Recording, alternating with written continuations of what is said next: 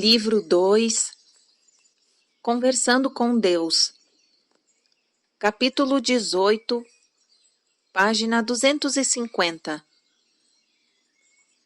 Continuação da narrativa. Agora o autor falando. Deixe-me ver se estou entendendo isso. O que parece estar sugerindo aqui é uma visão do mundo de igualdade e equanimidade, na qual todas as nações se submetem a um governo mundial e todos os povos partilham as riquezas do mundo. Deus. Lembre-se de que quando você fala sobre igualdade, estamos nos referindo a oportunidades iguais, não igualdade de fato. A verdadeira igualdade nunca será obtida, e agradeça por assim ser. O autor. Por quê? Deus.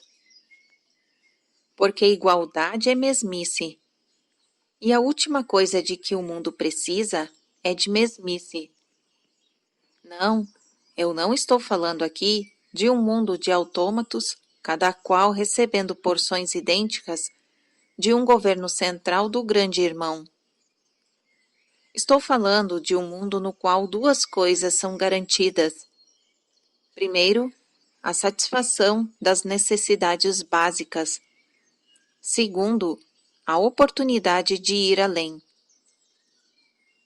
Com todos os recursos de seu mundo, toda a sua abundância, vocês ainda não conseguiram essas duas coisas simples.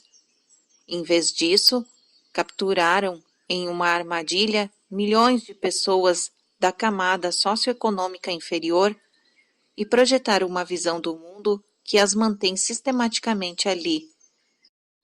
Estão permitindo que milhares morram a cada ano pela não satisfação de suas simples necessidades básicas.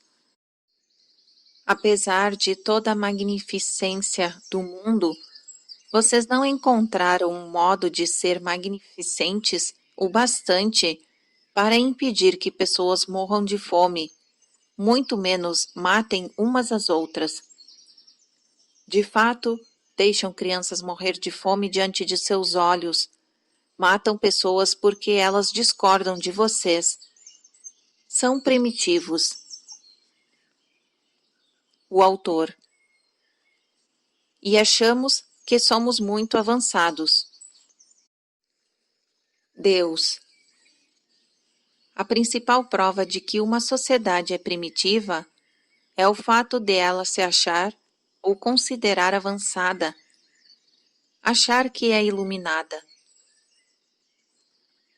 O autor. Então vamos resumir isso.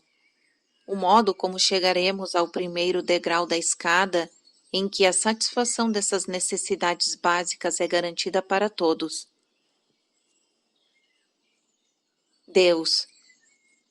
É através de duas mudanças. Uma em seu paradigma político, outra em seu paradigma espiritual. A evolução para um governo mundial unificado incluiria um tribunal mundial com amplos poderes para resolver disputas internacionais e uma força pacificadora para fazer cumprir as leis que vocês escolhessem para se governar. O governo mundial incluiria um congresso de nações, 2 representantes para cada nação da Terra e uma assembleia do povo, com um número de representantes proporcional ao povo da nação. O autor. Exatamente como ocorre no governo americano, com 2 câmaras, uma fornecendo representação proporcional e outra voz igual para todos os estados. Deus. Sim, sua Constituição dos Estados Unidos foi inspirada por Deus. O mesmo equilíbrio de poderes deveria existir na nova Constituição do mundo. De igual modo, haveria um ramo executivo, um legítimo e um judiciário. Cada nação manteria sua política interna pacificadora, mas todos os exércitos nacionais seriam dispersados, exatamente como os seus estados individuais dispersaram seus exércitos e navios a favor de uma força pacificadora federal, servindo a todo o grupo de estados que vocês agora chamam de nação. As nações se reservariam o direito de formar e ativar suas próprias forças militares em momentos de necessidade, assim como seus estados têm o direito constitucional de manter e ativar as suas. É exatamente como os seus estados fazem agora, cada uma das 160 nações-estados da Federação teria o direito de retirar-se dela com base no voto popular. Embora eu não saiba o motivo pelo qual desejaram fazer isso, já que seu povo estaria mais seguro e teria mais abundância do que nunca. O autor. E repetindo para aqueles de nós que custam a entender, essa Federação Mundial Unificada produziria Deus. Número 1. Um fim das guerras entre as nações e da resolução de diferenças com mortes. Número 2. Um fim da pobreza abjeta, da morte pela fome e da exploração em massa de pessoas e recursos por parte dos poderosos. Número 3. Um fim da destruição ambiental sistemática da Terra. Número 4. Uma fuga da luta eterna por mais e melhor. Número 5. Uma oportunidade realmente igual de todas as pessoas chegarem à expressão mais elevada de seus eus. Número 6. Um fim de todas as limitações e discriminações que tolhem as pessoas, seja em casa, no local de trabalho, no sistema político ou nos relacionamentos sexuais pessoais. O autor. Sua nova ordem mundial exigiria uma redistribuição de riquezas? Deus. Não exigiria coisa alguma. Produziria voluntária e automaticamente uma redistribuição de recursos.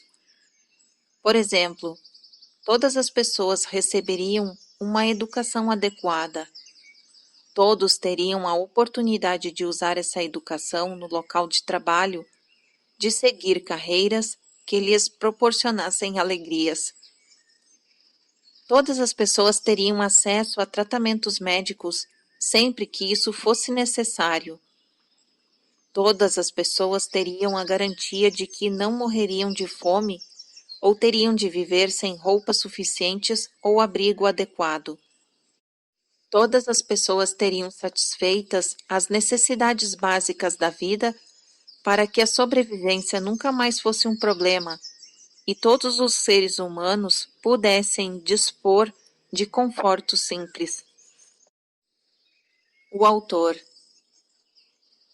Ofender outras pessoas a sua vida inteira, mas depois se lembra de algo de sua verdadeira natureza como um resultado disso, talvez de algo que passou vidas inteiras tentando lembrar, e então finalmente evolui, passando para o nível seguinte? Essa vida é desperdiçada? Deus. Não cabe a você julgar a jornada de outra alma. Cabe-lhe decidir quem é.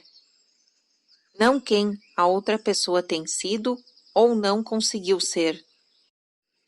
Então, você pergunta o que impediria as pessoas de simplesmente desperdiçarem as suas vidas, ficando na ociosidade, colhendo benefícios, e a resposta é: nada. O autor. Mesmo se eles não fizessem nada para merecê-los? Mas o Senhor realmente acha que isso daria certo? Não acha que aqueles que estão contribuindo começariam a se ressentir daqueles que não estão? Deus, sim, se não fossem iluminados. Contudo, as pessoas iluminadas teriam pelos não contribuintes grande compaixão, não se ressentiriam deles. Sua ideia de que essas coisas precisam ser merecidas é a base de sua ideia de que vocês têm de merecer ir para o céu. Contudo, não podem cair nas boas graças de Deus, não precisam fazê-lo, porque já estão nelas. Isso é algo que não podem aceitar, porque é algo que não podem dar. Quando aprenderem a dar incondicionalmente, isto é, amor incondicionalmente, aprenderão a receber incondicionalmente. A vida foi criada como um veículo através do qual vocês poderiam ter essa experiência. Tentem se concentrar no pensamento de que as pessoas têm direitos à sobrevivência básicas, mesmo se não fizerem nada, se não contribuírem com nada. A sobrevivência com dignidade é um direito básico da vida. Eu lhes dei recursos suficientes para garantirem isso para todos. Tudo o que têm de fazer é partilhar. O autor. Compaixão? Mas o que impediria as pessoas de simplesmente desperdiçar as suas vidas, ficar na ociosidade colhendo os benefícios?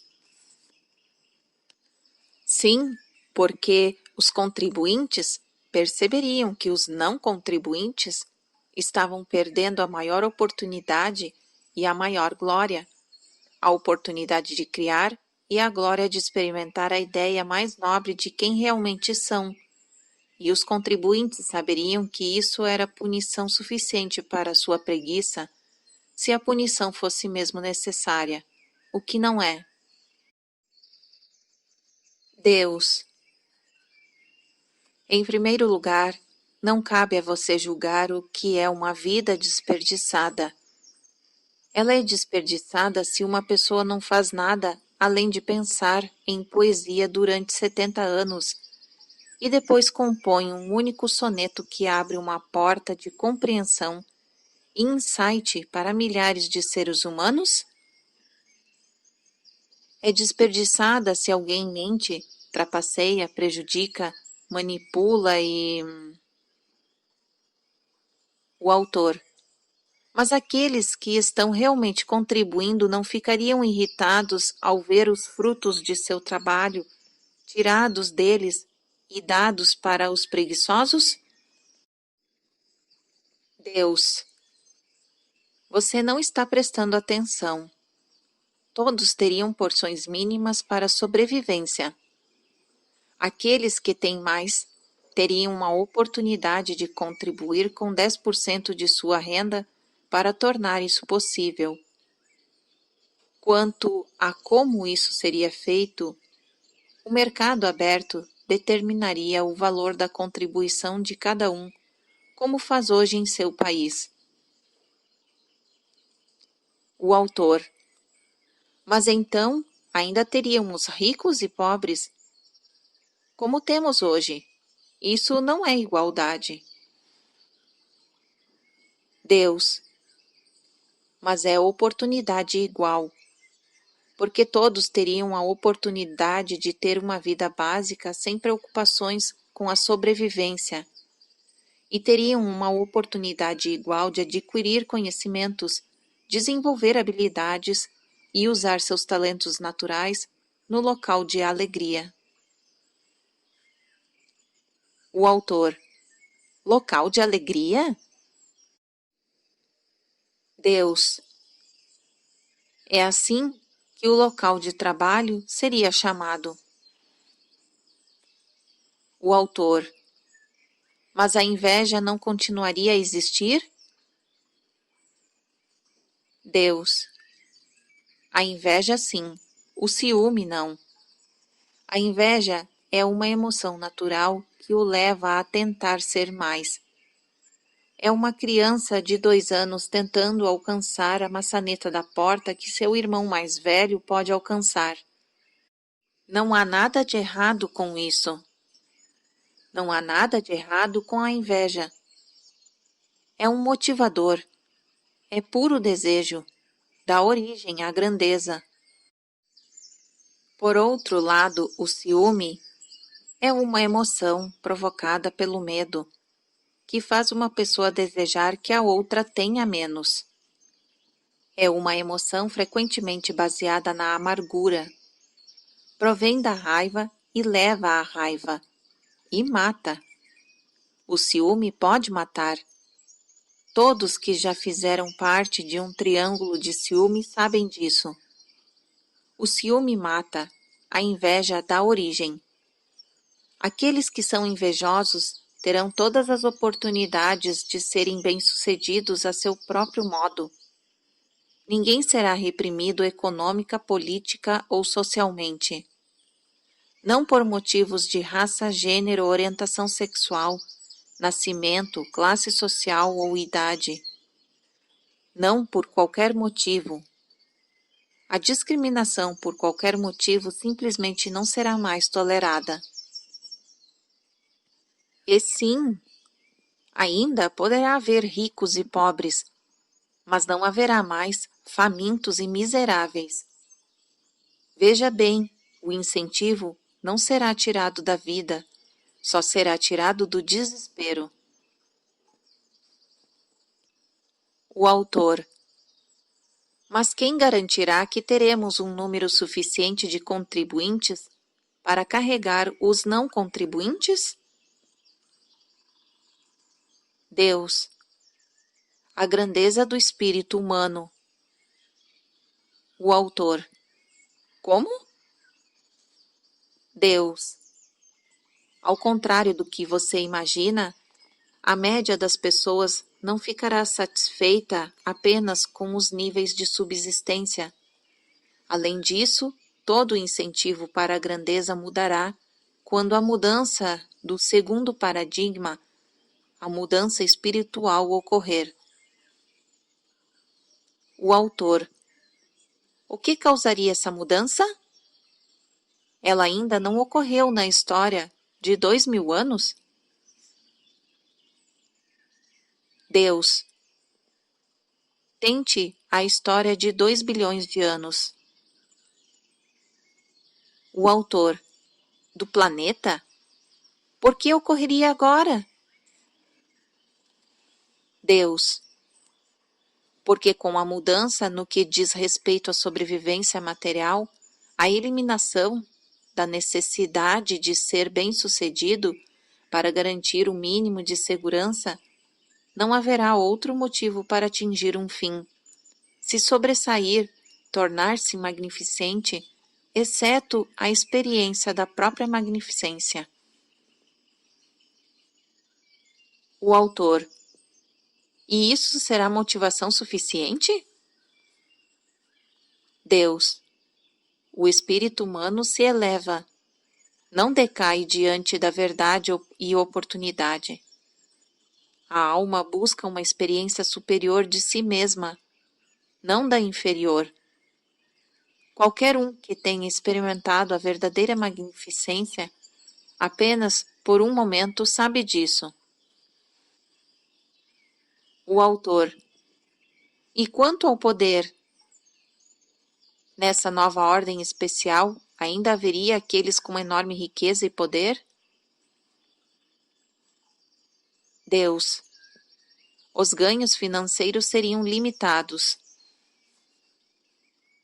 O autor. Puxa vida, aqui vamos nós. O Senhor quer me explicar como isso funcionaria antes de eu explicar por que não funcionaria? Deus. Sim. Assim como haveria limites inferiores de renda, também haveria limites superiores. Em primeiro lugar, praticamente todos destinariam 10% de sua renda para o governo mundial. Assim, é a dedução voluntária de 10%, e eu já mencionei. O autor: sim, a velha proposta de imposto único.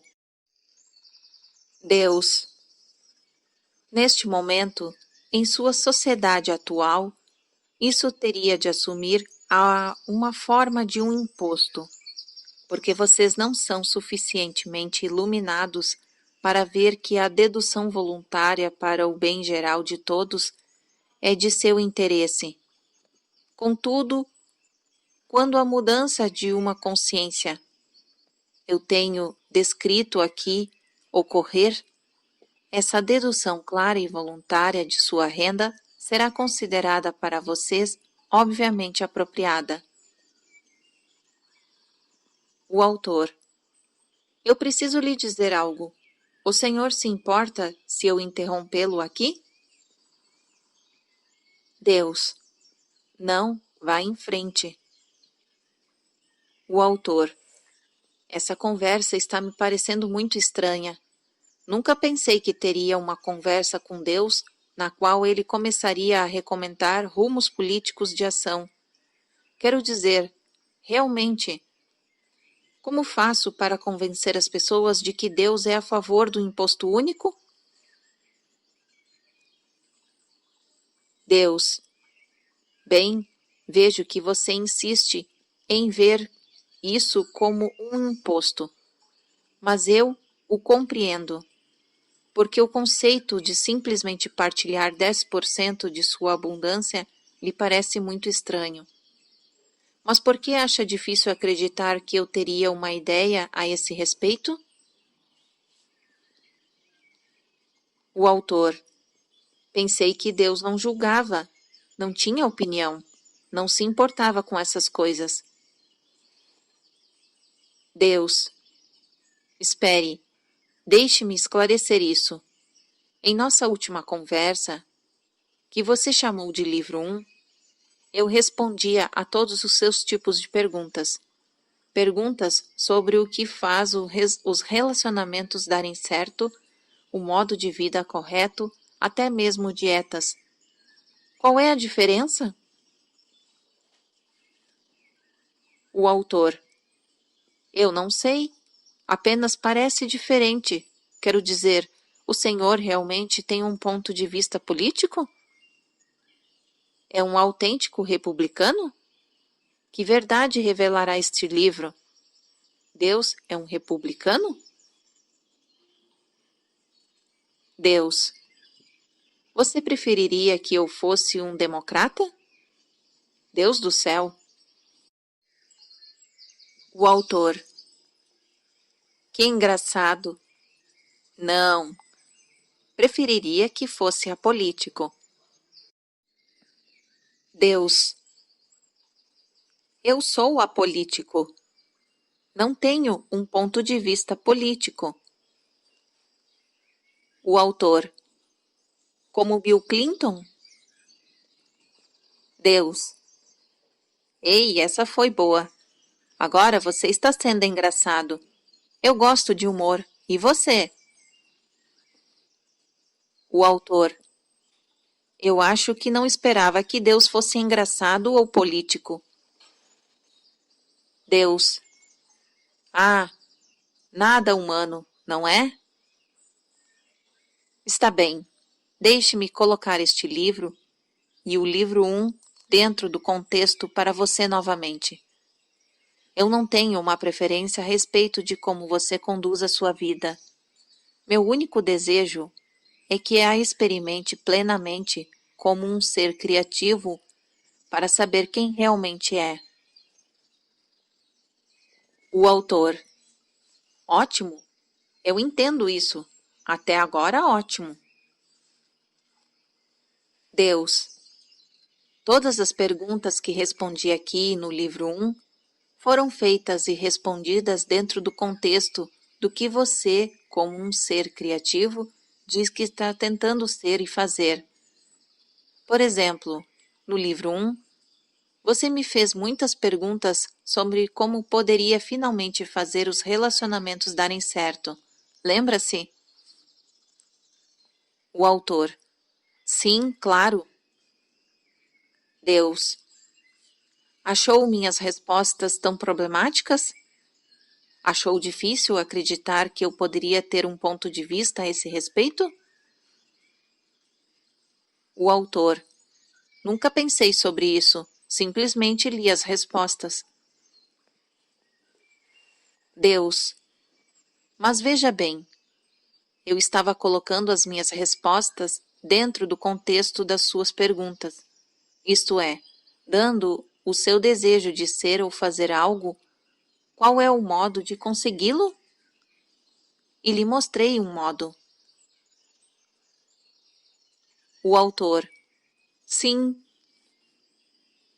Deus: estou fazendo a mesma coisa aqui.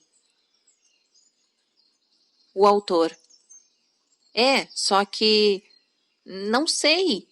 É mais difícil acreditar que Deus diria essas coisas do que diria aquelas. Deus: está achando mais difícil concordar com algumas coisas ditas aqui? O autor: bem, Deus: porque se está tudo certo. O autor: está certo discordar de Deus? Deus: é claro.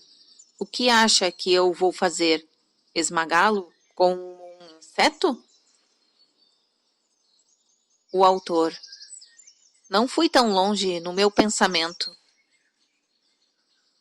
Deus: olhe o mundo. Tem discordado de mim desde que toda essa coisa começou. Desde o início, quase ninguém tem agido do meu modo. O autor: acho que isso é verdade. Deus: pode ter certeza de que sim.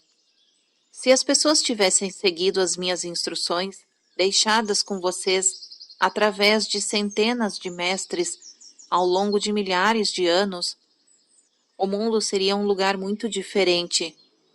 Portanto, você deseja discordar de mim agora? Vá em frente. Além disso, eu poderia estar errado. O autor: o quê? Deus: eu disse, além disso, poderia estar errado. Arre!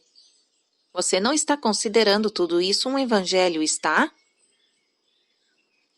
O autor: quer dizer que não devo dar importância a esse diálogo? Deus: ei, espere. Acho que você não entendeu uma grande parte disso tudo. Vamos voltar ao início. Você está criando tudo isso. O autor: ah, bem, isso é um alívio. Por um instante achei que estava recebendo uma verdadeira orientação. Deus: a orientação que está recebendo é a de seguir o seu coração. Preste atenção à sua alma. Ouvir o seu eu, mesmo quando eu lhe apresento uma opção, uma ideia, uma opinião. Você não tem a obrigação de aceitá-las como se fossem suas. Se discordar, então discorde. Esse é todo o objetivo deste exercício. A ideia não era você substituir a sua dependência de tudo e todos por uma dependência deste livro. Era fazê-lo pensar. Pensar por seu eu. E isso é o que eu sou neste momento. Você pensando. Você pensando em voz alta. O autor: quer dizer que este material não está vindo da fonte superior? Deus: é claro que está, mas eis a única coisa em que ainda não consegue acreditar. Você é a fonte superior. E eis a única coisa que aparentemente ainda não entende. Está criando tudo isso, toda a sua vida aqui e agora. Você, você a está criando, não eu, você. Então, há algumas respostas para essas questões meramente políticas de que não gosta? Mude-as. Faça isso agora, antes de começar a considerá-las um evangelho, a torná-las reais, antes de começar a considerar seu último pensamento sobre alguma coisa mais importante, mais válido e mais verdadeiro do que o seu próximo pensamento. Lembre-se de que é sempre o seu novo pensamento que cria a sua realidade. Sempre agora. Há algo nessa discussão política sua que deseja mudar? O autor. Não realmente. Acontece que estou concordando com o Senhor. Só não sabia o que fazer com tudo isso. Deus. Faça o que quiser. Não entende? É isso que está fazendo com toda a sua vida. O autor. Está bem, está bem. Acho que entendi. Gostaria de continuar com essa conversa, nem que seja para ver onde irá nos levar. Deus. Ótimo. Então vamos continuar. O autor. O Senhor ia dizer... Deus. Que em outras sociedades, sociedades iluminadas, pôr de lado um percentual do que é recebido, o que vocês chamam de renda, para ser usado para o bem geral da própria sociedade, é uma prática bastante comum. Sob o novo sistema que temos examinado, para a sua sociedade, todos ganhariam o máximo que pudessem a cada ano e ficariam com os seus ganhos até um certo limite. O autor. Que limite? Deus. Um limite arbitrário, estipulado por todos. O autor. E o que excedesse esse limite? Deus. Seria enviado ao Consórcio de Caridade Mundial, em nome do contribuinte, para que todo o mundo pudesse saber quem eram os seus benfeitores. Os benfeitores teriam a opção de controle do direito de 60% de suas contribuições, sendo o prazer de colocar a maior parte de seu dinheiro exatamente onde gostariam de estivesse. Os outros 40% seriam destinados a programas escolhidos e administrados pela Federação Mundial. O autor. Se as pessoas soubessem que depois de um certo limite de renda tudo isso seria tirado delas, qual seria o seu incentivo para continuar a trabalhar? O que as impediria de parar quando atingissem o seu limite de renda? Deus. Algumas parariam. E daí? Deixe-as parar. O trabalho obrigatório acima do limite de renda como contribuição obrigatórias para o Consórcio de Caridade Mundial não seria necessário. O dinheiro economizado com o fim da produção em massa das armas de guerra seria suficiente para satisfazer as necessidades básicas de todos. Os 10% de dedução de todos os ganhos mundiais, além dessas economias, levariam toda a sociedade, não apenas os poucos escolhidos, a um novo nível de dignidade e abundância. E a contribuição dos ganhos, acima do limite estabelecido, produziria tantas oportunidades e tanta satisfação para todos que o ciúme e a violência social praticamente acabariam.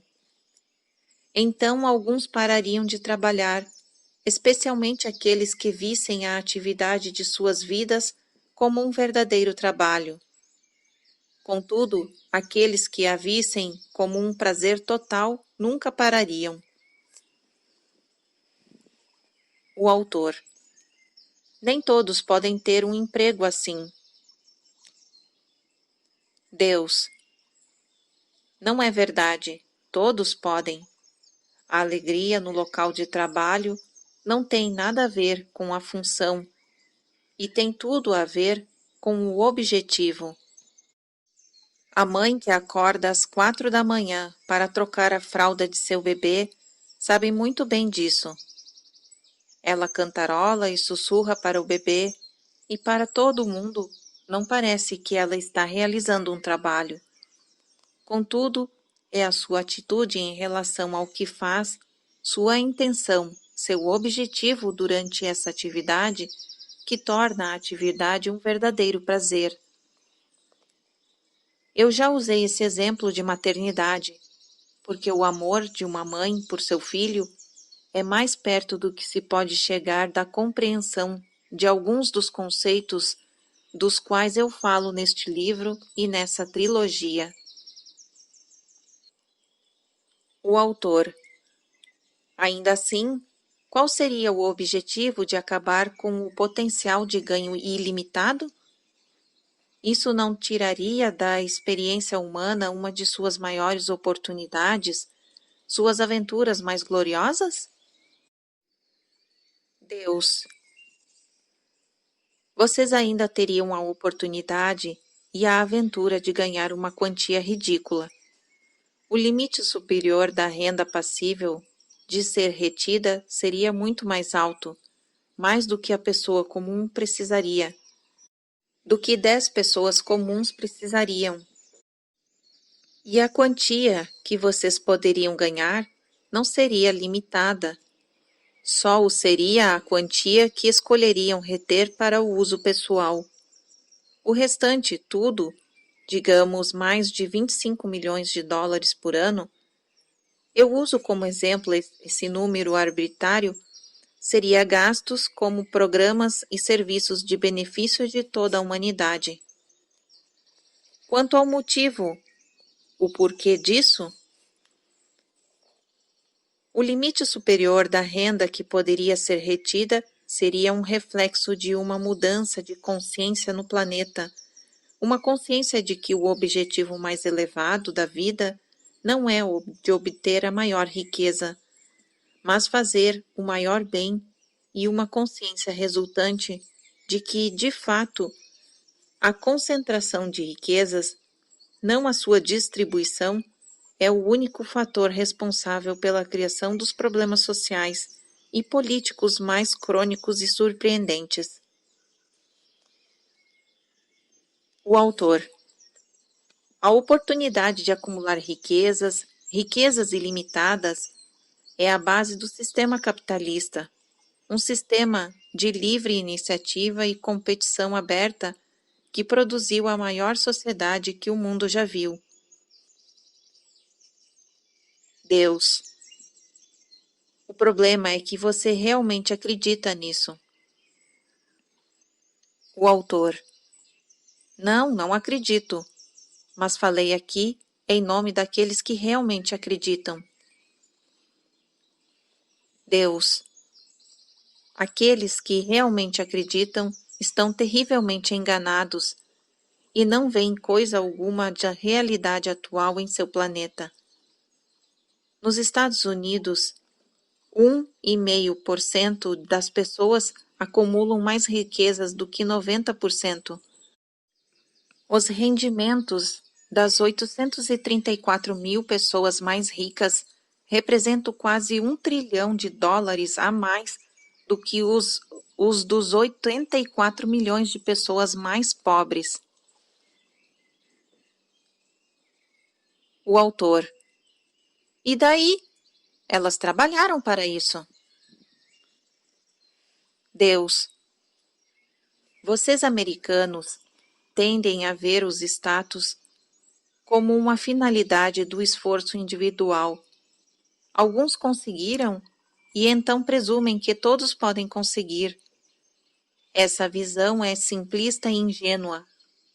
Presumem que todos têm oportunidades iguais, quando na verdade, na América, assim como no México, os ricos e poderosos brigam e usam de ardes para conservar seu dinheiro e seu poder e aumentá-los.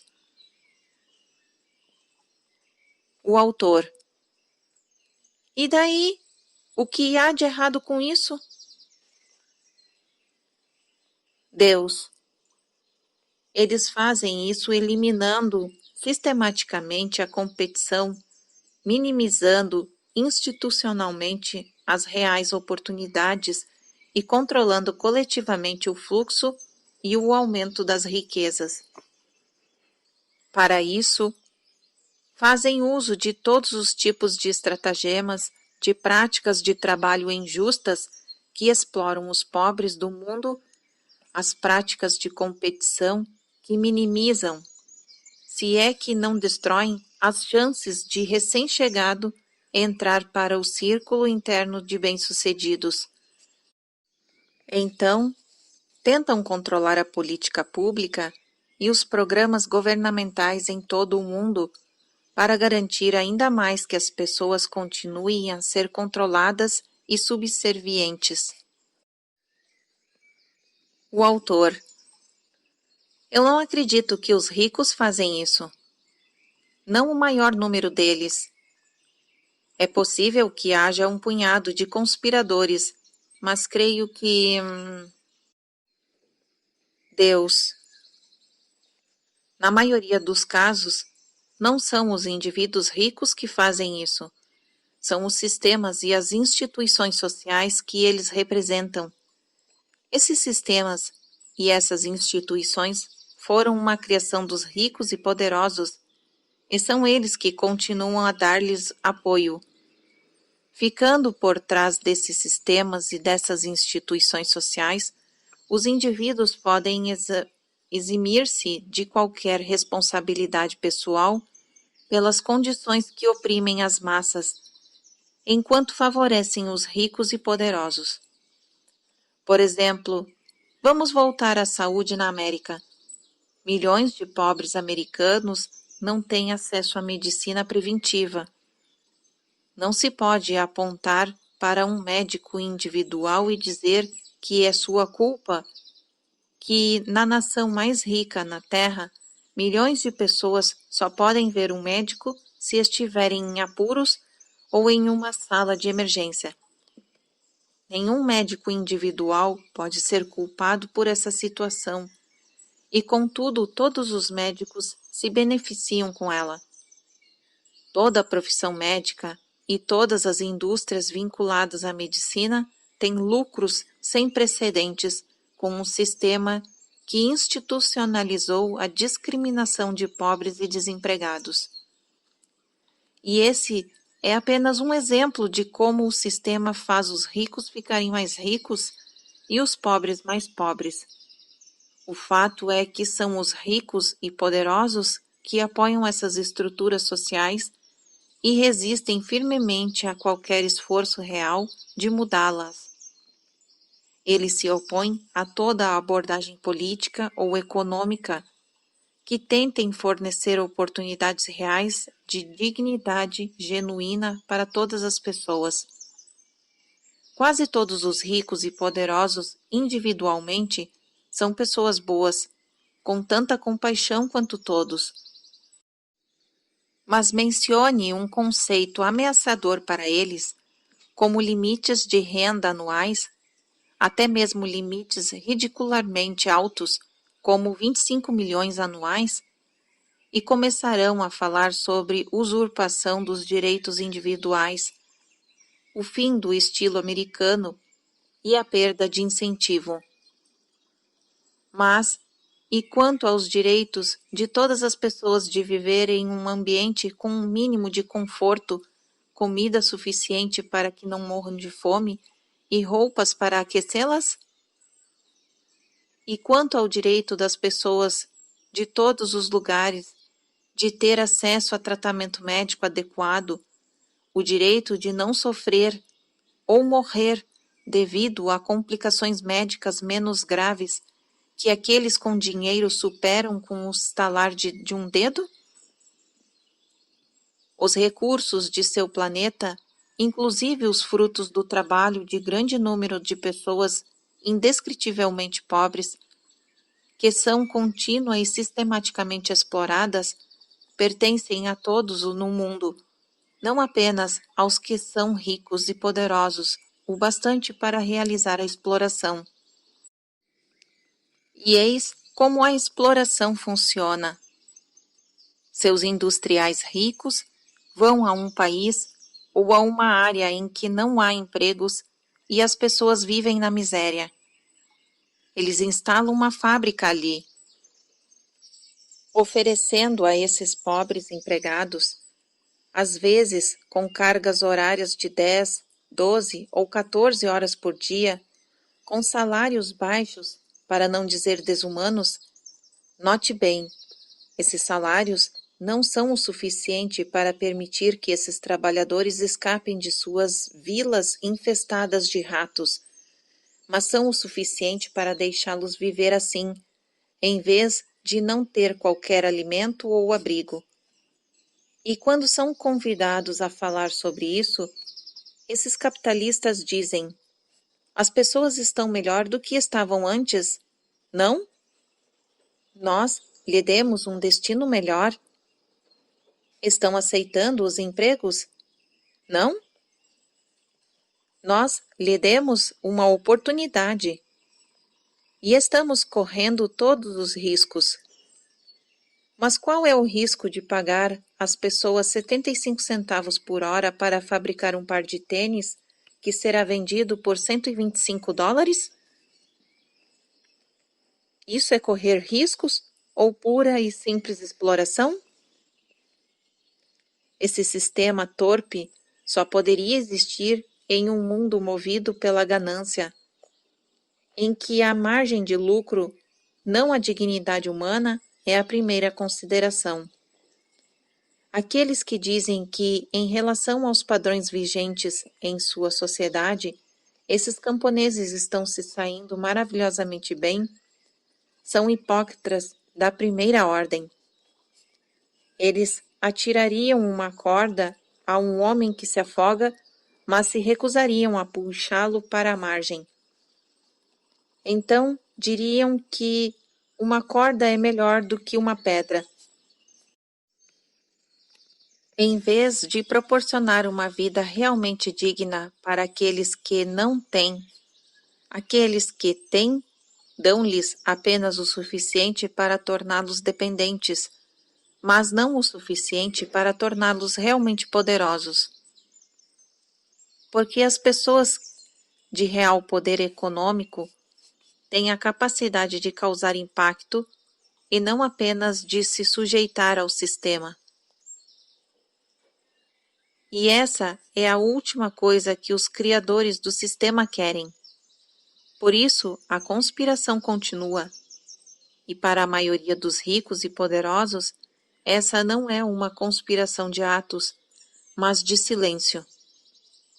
Então vá agora, siga o seu caminho e não diga coisa alguma a respeito da torpeza de um sistema socioeconômico que recompensa um executivo com um bônus de 70 milhões de dólares para aumentar suas vendas de uma bebida não alcoólica, enquanto 70 milhões de pessoas não podem se dar ao luxo de tomá-la, muito menos de comer o suficiente para permanecer sadias. Não veja torpeza nisso.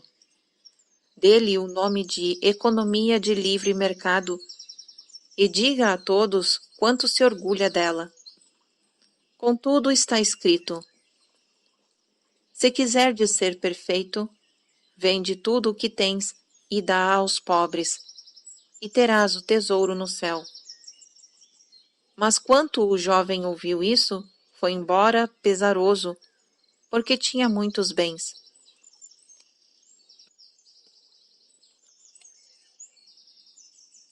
Fim do capítulo 18.